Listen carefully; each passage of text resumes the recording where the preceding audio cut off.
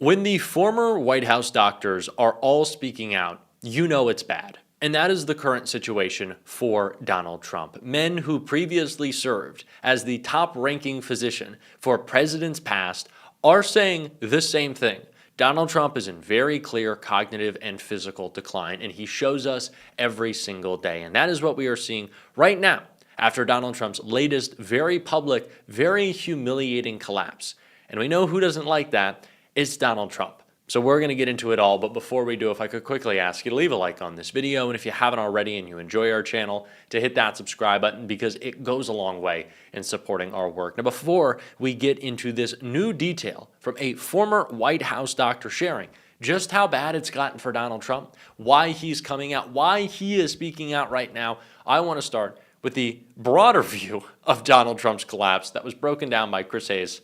This clip right here. Good evening from New York. I'm Chris Hayes. In 1 hour from now, Donald Trump is going to address the nation from the White House. Now, to be clear, it's not expected to be an Oval Office address, which is its own sort of genre, you know, sitting at the desk. And it's usually that's kind of like a somber address, and there's some big reason they're doing it. And it obviously won't be an East Wing address either. And I guess you can guess why. The East Wing has been bulldozed by the president. So the president will instead speak from the diplomatic reception room, and he gave us a little preview of his message this afternoon. What's your message this evening? Well, I think the message this evening is we inherited a mess, and we've done a great job, and we continue to, and our country is going to be stronger than ever before very soon. Thank you very much, everybody. Yeah, that's about what I would expect. So unless he surprises us, which who knows, the speech will apparently be about how great everything is, just in case you missed him at the beautiful Mount Airy Lodge and Casino last week. Trump clearly thinks he can talk his way out of the political mess that his mismanagement and lawlessness and corruption and cruelty have gotten him into so far. And so far, that's not working. Because as we have seen twice now, the American people can sometimes develop a sense of amnesia around Donald Trump, and somewhat understandably because the way he acts is so hard to really look in the face. It's so aberrant. It's almost comforting to forget it. And what happens, I think, is the public temporarily forgets who he is around election time. It's happened twice. And then they remember why they dislike him so much not long after. Trump's political support and control over the Republican Party are eroding before our eyes. A new AP poll today has his approval rating at 36%. Which matches what Gallup found last month. And when you start seeing approval ratings that start with the number 3, that is when things get very, very dire politically. That is usually the line at which panic starts to set in a little bit with your co-partisans. Now, for the record, that 36% is only 2 points higher than Trump's approval after January 6, 2021. So the president is clearly desperate to change the narrative, and he's taking the airwaves to cajole us all into not believing our lying eyes when it comes to, well, chiefly the cost of living. And on the same day that Trump desperately tries to right the ship, we got another illustration of just how much his political standing has eroded in just the last few months. Because today, 4 Republicans signed on to a Democratic discharge petition to force a House vote on a 3-year extension of insurance subsidies that are set to expire for tens of millions of Americans 2 weeks from today. And they did so in explicit defiance of both Republican Speaker of the House Mike Johnson and Donald Trump, who ultimately wields the power of the speakership functionally. Now, this has become something of an emerging pattern. You'll remember last month, Republicans joined with Democrats to force an ultimately successful vote to repeal a Trump executive order that tried to bust collective bargaining rights for some federal workers. And that was a big deal. And of course, before that, there was the very notable discharge petition to force a vote on releasing the Epstein files, which Trump and Johnson lobbied aggressively against, right? Remember, they called Lauren Boebert into the Situation Room? Collapse is the word to describe the Trump presidency. In every way, Donald Trump is seeing his cognitive state, which was never really tip-top, collapse. His physical state, again, never really running in such a swell way. It's also going downhill. But Donald Trump's political coalition is collapsing as well. And his obvious public weakness has contributed to that in so many ways. Thomas Massie, knowing, of course, that Donald Trump cannot run for an illegal third term, but would not maybe be pushing the line of think towards the future. Think about an era where Donald Trump is not involved in MAGA if he wasn't so clearly in decline. That is certainly in the back of Republicans' minds. When they are thinking about their future, when they are seeing Donald Trump with the bruises on his hands and the cankles being covered up, and the slurring and the sleeping and all of the habits of a clearly declining man, they must realize that there is something in the future that isn't Donald Trump. And it is why they are weary of continuing to attach themselves to him so closely. It's part of the reason why his political coalition is fracturing, and it is only made worse when former White House doctors, Dr. Reiner, who spoke today on CNN, shares what he thinks of Donald Trump's cognitive decline, his complete inability to speak, his great ability to sleep in public. Yeah, it's bad, and I want to take a look. And then earlier today, and this is not the first time this has happened, the president appeared to be struggling to keep his eyes open during a public White House event. In the Oval Office earlier today, we're showing the video right now. I don't know if that worries you. What's your take on that? What is that? So he's done this several times now in the last few weeks. He's fallen asleep in a crowded Oval Office, and he's also fallen asleep at cabinet meetings with people talking directly to him, and that's what's called increased daytime somnolence. And there are a lot of things that can do that. Sometimes people with sleep apnea, people who wake up many times during the night and don't get restorative sleep, have that. That's treated typically with CPAP mask. We've never been told the president has sleep apnea. But it's jarring to see the president go from basically asleep in the Oval Office to, really this rapid fire pace, during basically a 30-minute speech that he gave in 18 minutes.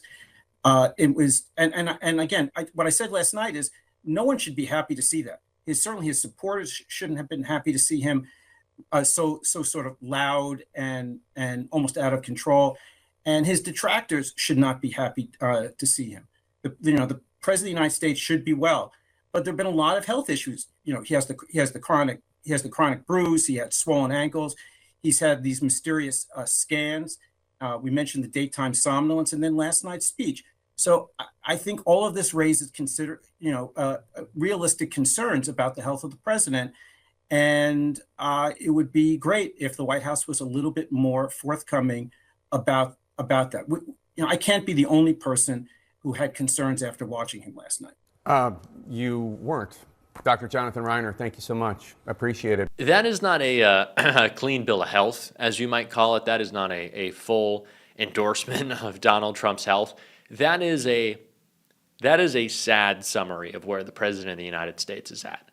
We make fun a lot, and we should, and it's good.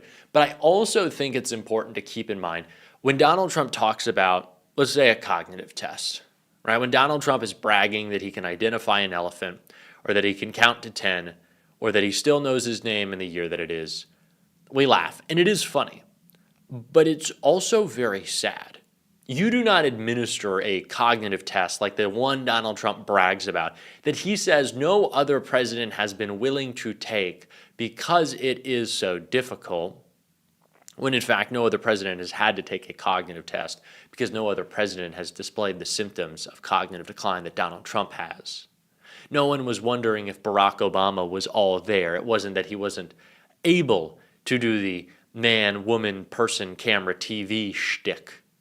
So no one had those questions. The fact that Donald Trump is taking those tests isn't just something to laugh at. It's something to be wary of. In Donald Trump's first term, we saw a lot of people pushing back against him. But there were a lot of useful idiots who allowed Donald Trump to kind of run wild because they were just so incompetent. In this administration, Donald Trump is the useful idiot, and Stephen Miller is the one who is extending himself upon us with his agenda by way of skirting a cognitively declining Donald Trump. That is what we are seeing right now. That is the state of Donald Trump, a man who gave a nationally televised address last night that he didn't want to give, that he was caught admitting he did not want to participate in, and we could tell by how he sounded. Slurring, spiraling. He was certainly screaming the whole time, but he didn't want to be there because people are taking advantage of him. Now, do I feel bad? Of course I don't feel bad for Donald Trump. I feel bad for our country, though. And Mark Kelly echoed the same sentiment and what he had to say right here. So what was your reaction to the speech? Well, initially, I mean, I'm like, he's just making stuff up. And he just says a bunch of stuff, and he says this stuff is going to happen. There's no policy there. And I'm kind of wondering, why is he like so like angry and desperate and defensive? Yeah. Somebody must have showed him some like abysmal poll numbers and said, you better get out there in front of the American people and explain to them why these poll numbers shouldn't be in the toilet. So, and then I wish somebody would tell him how math works. Yeah. You know, the prices are going to go down 500 or 600%. Anyone who's been through like the 6th grade by then knows that that is not a thing. Yeah, that is for sure true. He's not a mathematician or a policy guy. One of the things I was just discussing with Vaughn and Catherine is that, to me, Stephen Miller's pause sounded all over that speech. I mean, there was that sort of, he'd give an economic stat that wasn't true, and then he would kind of intertwine anti-immigrant rhetoric into it. It seems to be his safe place. You actually are a senator from a border state. I am. What do you make of that? It seems to be where he goes when he's fearful. Yeah, it was multiple times about immigrants, immigration, about the border, about, I don't think he got to one of the big problems at the border is fentanyl. Yeah. Which maybe now he doesn't want to talk about this at all, because initially that's what these boat strikes were about. It was about fentanyl. And then it turned out not to be fentanyl. Fentanyl comes through the ports of entry. So he likes to go to immigrants. And he's been throwing out even legal immigrants out of our country because it's a way to blame things on some other group. I was with my daughter down in southern Maryland, where I used to live when I was in the Navy. So I was 30 years old. She was 1. Took her to the house we used to live in. And she's an architect now, and her husband's a PhD neuroscience. And I showed her this house. And she said to me afterwards, she was like, Dad, how were you able to afford that house when you were 30 years old in the United States Navy? And there are so many 30-year-olds like my daughter who can't afford a place to live anymore. And I have a grandkid. And this president is doing nothing to address it. And somebody in the back said he's kicking out the workforce that makes the homes. And he's raising tariffs on lumber from Canada. So housing's becoming more unaffordable under this president, along with a lot of other things. This is all deeply disturbing. Deeply, deeply disturbing. It's funny to mock Donald Trump, and we should. It's important, but it is still deeply disturbing. And we are going to continue to call that out on this show every single day. And if you want to support that, as always, you can hit that subscribe button, leave a like on this video. If you stuck around to the end, drop a blue heart in the comments. Keep on fighting, y'all. Don't let them silence you. And until next time, I'll see you soon.